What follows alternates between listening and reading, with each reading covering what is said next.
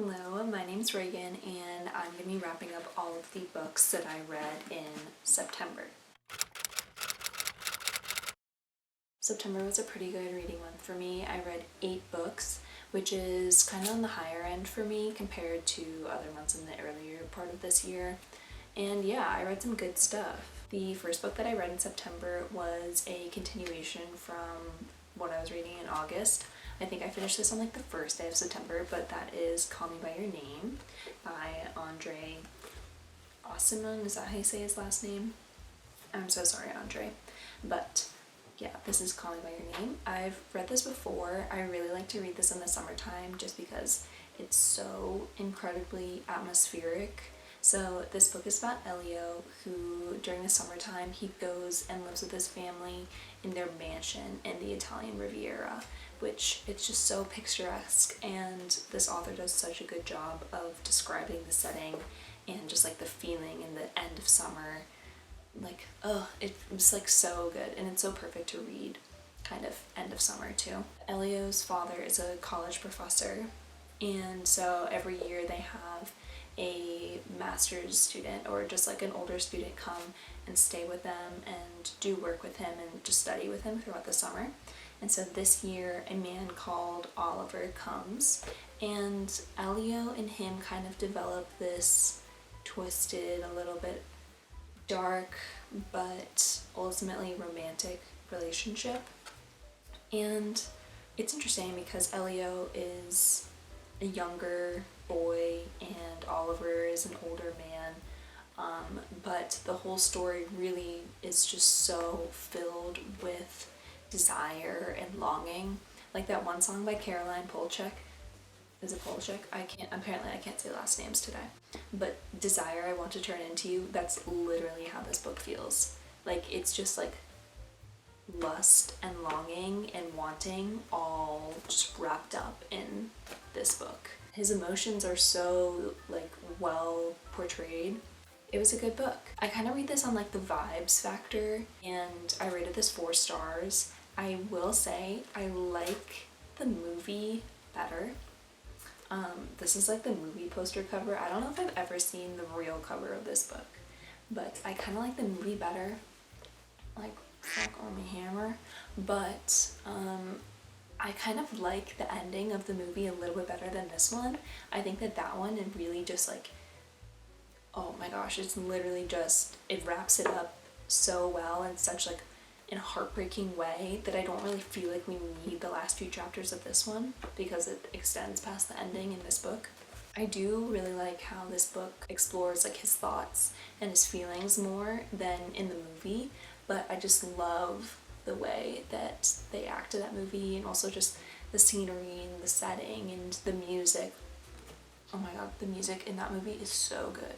I think that the vibes of that movie, amazing.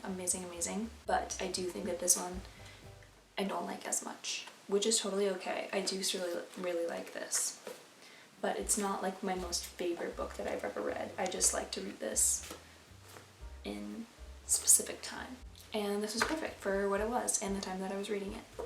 Okay, next, this was a book that I was super excited to read. This is Shady Hollow by Juno Black. This is a cozy kind of fantasy mystery, cozy murder mystery, as you can see on the cover. But this little town, Shady Hollow, in this town, animals and just creatures all live together in harmony until one day one of the members of the community is murdered, which is like totally unheard of, never happens in this sleepy little town. So the main character, Vera Vixen, who's on the cover, I love this cover. And yeah, oh my gosh, it's so cute. But Vera Vixen, the main character, is the town's reporter. She works for the newspaper, and she's really interested and really passionate about solving this mystery and this murder because she wants to get the inside scoop, obviously. She wants to, dig up all the answers. And the kind of like police presence in this town is kind of lacking, so she feels like she needs to solve this murder. And yeah, she just goes throughout the town, and the town is so cute. It gives me like Fantastic Mr. Fox meets Stars Hollow from Gilmore Girls, but also a little bit of Twin Peaks with the whole sawmill operation, if you know what I mean. Yeah, totally interesting town. And she just goes around the town to talk to all these little characters who are all different animals. Like her best friend's a crow, she works with a hummingbird, there's like a giant panda and a moose. Oh my god, I love the moose. And the bear, oh my gosh. If you know, you know. I need to read the second book so soon because it's just so cute and I love this little town. And the whole time I was picturing it, I was just thinking of these little animals dressed in cute little clothes and drinking their coffee and just being so adorable, even though this is a murder mystery. But yeah, super good. I rated this one 4 stars. Really cute. I love the world that we're in. I will say, for the mystery, I kind of guessed, well not kind of, I did guess who it was really early on in the story, which is a little unfortunate. Like I wish it was a bit more of a mystery up until the end. Like I didn't know any of the motives or other stuff that was like a surprise in the end, but I did know who it was, which kind of sucks. And I was like, is it really gonna be this? And then it was, and I was like, oh.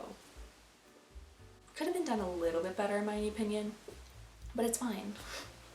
I don't care that much. This is like the cutest little read ever, and I really, really, really want to read the rest of the series. There's like 4 or 5 other books, I think. They're just, they're like the cutest things ever. And the covers, like I cannot get over. Cold Clay is looking really cute. Yeah. I need to read this, the rest of the series. So bad. 4 stars. Really cute. 2 totally different 4-star books. Also, the next book that I read was A Man Called Ove by Frederick Bachman.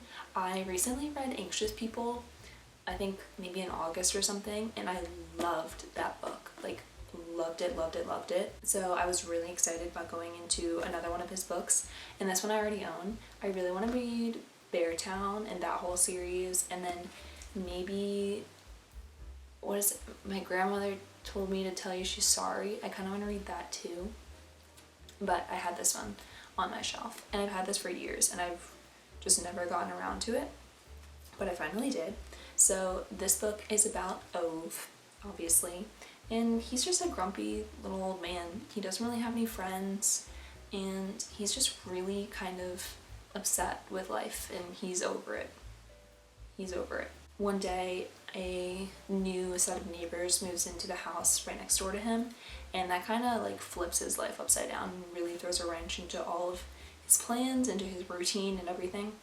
And you see him just kind of evolve with this new kind of community, and you see his like love and gratitude for people really kind of be drawn out of him, which I think is a really good story. I loved the part about his past. Like, oh my goodness. The parts about his past were so sweet. And just like that whole other character, if you know who I'm talking about. But yeah, I thought that I was going to rate this 5 stars just because coming off of the high of Anxious People, I thought I was going to be able to connect to the people in this one a bit better. But I did not find that to be the case. I didn't love the whole like side cast of characters. They were really good, but I honestly found that I liked like the main, like I liked Ove and another character a lot more than like the rest. And yeah, I was disappointed a little bit. I rated this one 4 stars, which is still really good, and the story was super good. I think that the character development and just like the progression of finding out who Ove is was done so well. One thing that I didn't like about this book was I found that the translation of this to really not be great. He is originally from Sweden, Frederick Bachman, and his works are translated into English. And honestly, I thought that the translation was just really not as good as Anxious People. And they're 2 different translators, so maybe that's why. But almost like every single description in this book was a simile, and they were kind of weird, comparisons to things, and I didn't really like that. Like, in his other books, I know that he's pretty quirky and he's a funny writer, but honestly, it kind of missed the mark with me on this one. Like, I thought that things were just cringe or didn't really line up super well. And I also think that they reused a lot of words a lot of times, and maybe that's his kind of fault, but I honestly think that it was the translation into English. Like, didn't think that it was as strong as his other newer book that I read. And yeah, that was one thing that bothered me throughout. So I don't know if I could really get over that and really make it be a 5-star, because I was just like, what's happening here? I wasn't super like emotionally devastated by this one, as I think a lot of people on the internet are. I think people like cry over this book, which is not my experience. And I don't know. I guess it would maybe hit for other people a little bit harder, but I just didn't really connect to this one as much. Still a great story, but a little bit disappointing, unfortunately. Still 4 stars though. A good book, you know. Just doesn't stick with me like I think Anxious People does. Maybe I should bump this down a little bit, because I said that Anxious People was 4.5, so maybe I should bump this one down, bump that one up. I don't know. The next book that I read, I don't actually have, but it was The Boy, the Mole, the Fox, and the Horse. This was just like a cute little illustrated short story kind of thing, and it was good. I loved like how it was kind of all about like self-love and self-acceptance, and also just about like kind of loving life and appreciating life and gratitude. I really liked like the message of the book and all of the different messages throughout, but I will say I can't think of one specific one at all. And there was like a new one on every page, so not super memorable. The art style I thought was really cute and super unique, especially for like an illustrated book. I like that a lot. And yeah, it took me like 10 minutes to read. I honestly thought it was like a denser book, but it's not really. And originally I rated it 4 stars, I think, but now that I don't really think about it at all, ever, I think I'll bring it down to 3 stars. But yeah, a cute little like sit down and read. I think what it's mainly used for is like a gift or for children, and I totally understand why that is. And it's definitely a great gift or for kids or for anyone, you know? Pretty cute. But yeah, not memorable, which is okay. That's fine. Okay, next, I also don't have this book, which is Assassin's Blade by Sarah J. Maas. I read this one via Libby, just because I have the first 2 books in the Throne of Glass series that I have from like forever ago, but I don't know if this one was out when I was reading them, like when I was younger, so I don't have that one. This is like a collection of 5 different novellas all put into one as this prequel for the Throne of Glass series. So I'm not going to talk about what it's about. Also, the reading order is pretty heavily debated, whether or not you read it as a prequel, like before Throne of Glass, or if you read it like in the middle of the series, I think after the 2nd book, like if you read it as the 3rd book. I'll talk about this in a second, but I do kind of regret reading Assassin's Blade first, which is unfortunate. I rated Assassin's Blade 3.5 stars. It took me a really long time to get into the first novella, and some things were kind of like, ooh, we're jumping quickly into this plot. This one thing, which I'm not gonna say because I don't want to spoil it, whatever. But it was like a little bit unbelievable for me, but it's maybe because I didn't know the characters, obviously, because it's a prequel and she doesn't really introduce you to who they are like you do for the most part, because I was able to follow the story, but I didn't feel super connected to the characters. I think by the end of the collection of novellas I definitely did, and it made me really want to get into Throne of Glass, but yeah, I'll talk about it in a second. Super good, super entertaining once I got into the stories though. The next book that I read was The Virgin Suicides by Jeffrey Eugenides. What is with me and like last names? I don't know. Virgin Suicides, I think this is a classic. Yeah, a modern classic. Published in 1993, so definitely modern classic. In this book, there is a family where there are 5 young daughters, all sisters, the Lisbon sisters, and they're living in the suburbs of Detroit. So in this neighborhood, there's a bunch of teenage boys, all kind of the same age as the sisters, and they are obsessed with these 5 girls, and they're super infatuated with them, but they don't know really anything about them. They are a huge mystery to the boys in the neighborhood. Over the course of a year, all of the girls commit suicide. None of the boys really know why. The girls are a huge, huge mystery to them, honestly all throughout their lives, and they're just obsessed with these girls and kind of trying to figure out why they all killed themselves, pretty much. The story is told through the lens of the boys.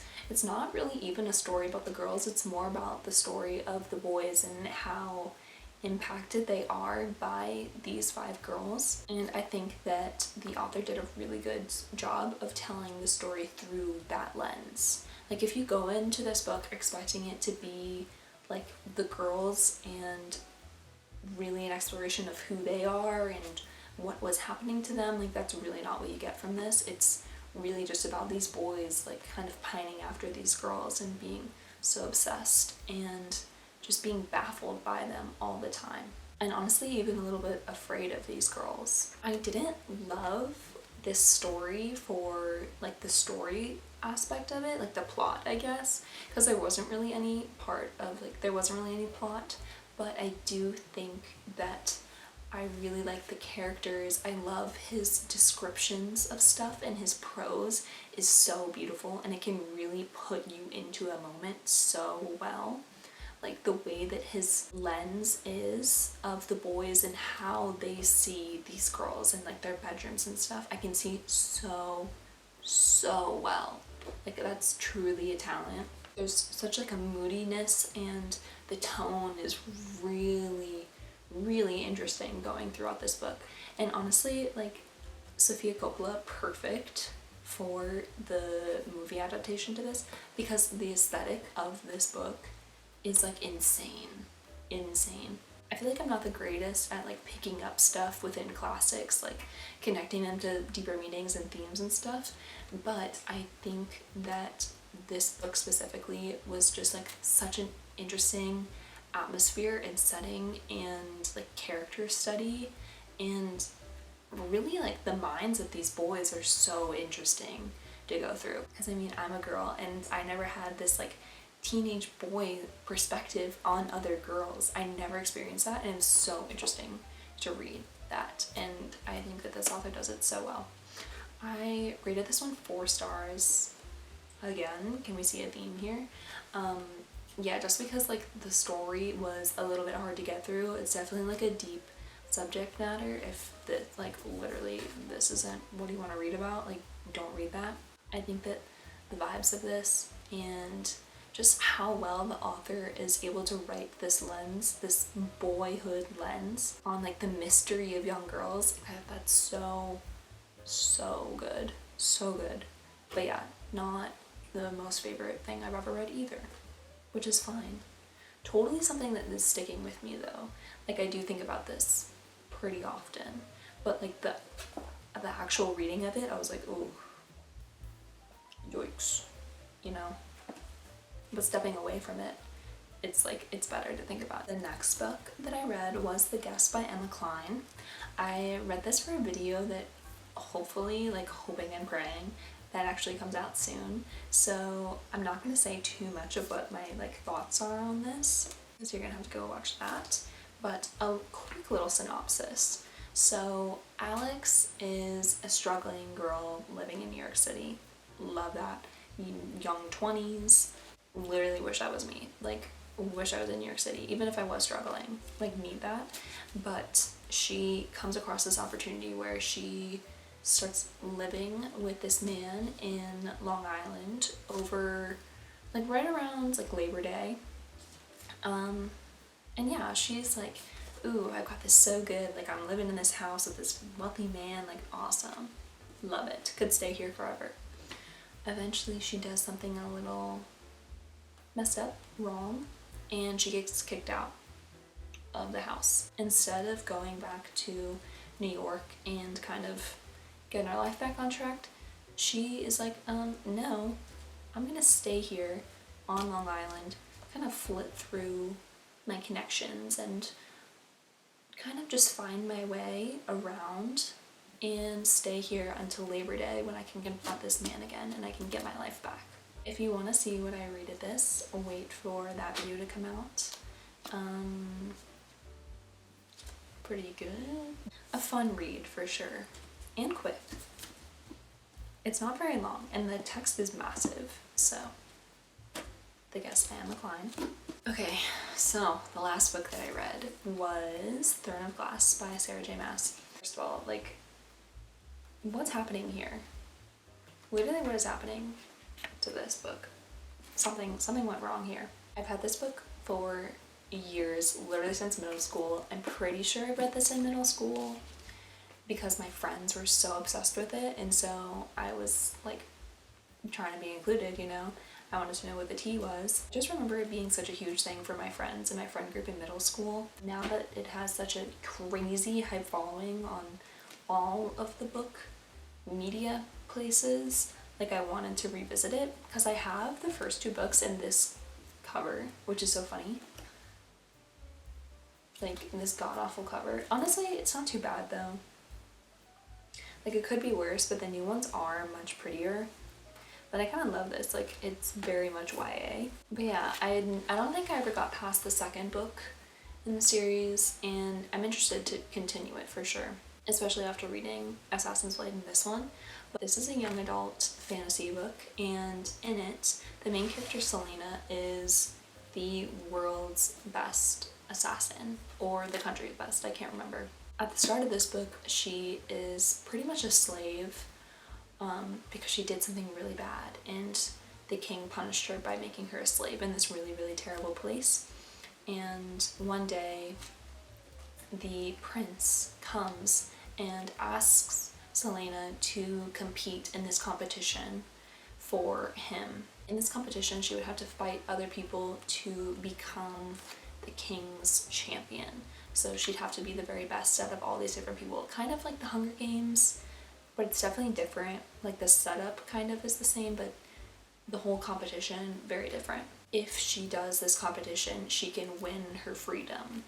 And she definitely wants to be free from slavery, so she agrees. She ends up in the castle and she goes throughout the competition. And I'll kind of leave it at that, but there are definitely some elements of romance, mystery, fantasy for sure. I thought it was pretty good. I rated this 3.5 stars.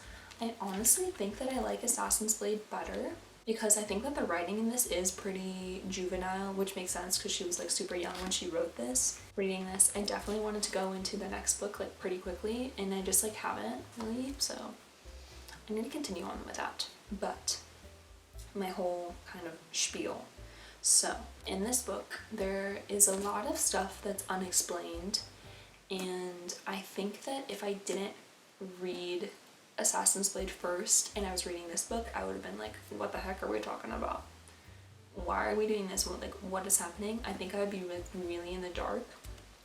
But honestly, I think that if I didn't read Assassin's Blade first, and once everything got revealed, I think that the reveal would have been so good. So good. Almost to the point where I wish that I didn't read Assassin's Blade first. Like, I am kind of glad I read it first, but it's also like everything is spoiled for me that was happening here. Not everything, but like a lot of stuff. And I'm just like, oh, if I let this be a mystery and I didn't figure it out until later on when I was more attached to the characters, would it have hit harder? I think it would have. So I'm a little sad that I read Assassin's Blade first. But it's really not, like, it's a book. It's not that big of a deal. A little disappointed in myself that I read Assassin's Blade first.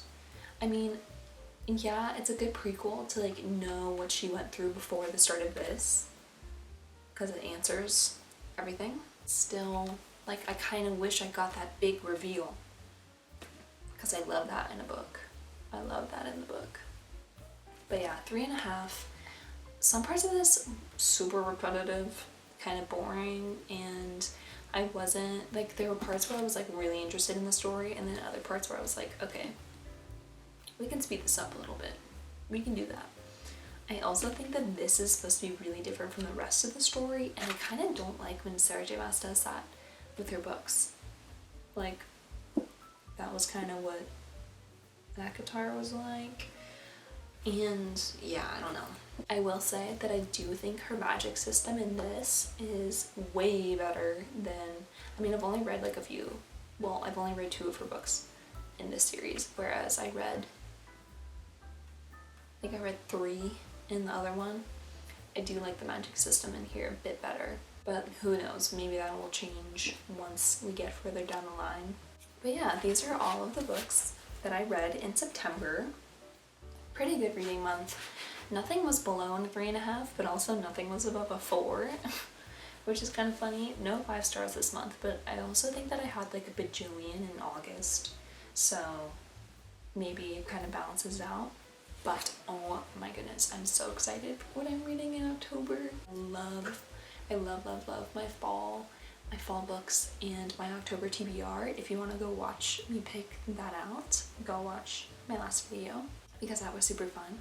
Hopefully I can continue some of these series in the next few videos, maybe like Shady Hollow and Throne of Glass. Thank you so much for watching and hope you enjoyed. If you've read any of these books, let me know. I'd be super interested to hear anyone's opinions on any of these books, just because I think they all like are really good discussion points. None of them are boring, I will say. Look out for that video that I read this one in. Stay tuned for that, and I'll see you in the next video.